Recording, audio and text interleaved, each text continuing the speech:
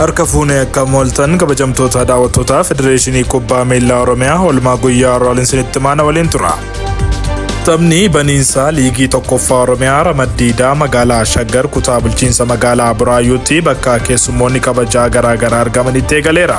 Sirna Baniinsaa dorgommichaan hoogganaan Federeeshinii Kubbaa Miilaa Oromiyaa obbo Firoomsaa Laggasaa, Federeeshinii Kubbaa Miilaa Itoophiyaatti ammoo Daayireektara Teeknikaa Dr. Geetaachoo Qinaattii fi itti aanaan kantiibaa kutaa magaalaa Buraayuu obbo Shibbiruu Alamuu fi keessummoonni kabajaa biroon argamaniiru.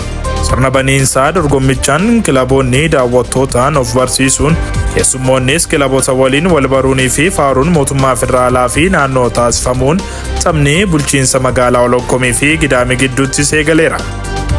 Taphoonni Liigii tokkoffaa Oromiyaa Ramaddiidhaa magaalaa Shaggar kutaa magaalaa Buraayuutti dilbata har'aa bulchiinsa magaalaa Gidaamii fi Olokkomii gidduuttiin eegaleen galchii tokko qixaan qabxii qoddataniiru. Labiin bulchiinsa magaalaa Gidaamii taphaa boqonnaa deebiin daqiiqaa 51ffaan galchii jalqabaa yoo lakkoofsisu, Olokkomiin ammoo yeroo dhumetti daqiiqaa 90 irratti galchii qixxeessituu lakkoofsiseen galchii tokko qixaan qabxii qoddataniiru. Kanumaanis Yoonaas Dirribaa Olokkomiirraa taphataa hojii taphichaa ta'uun badhaafameera. Ittuma fufuun wiixataa boruus taphoonni eegamoon 3 kan geggeeffaman yoo ta'u, Gaa'oo Qeebbeen Jiituu waliin sa'aatii 3 irratti, Baabbichaan bulchiinsa magaalaa Dambii waliin sa'aatii 7 irratti, Ukkeen ammoo Gudar waliin sa'aatii 9 irratti morkii isaan geggeessan ni eegama.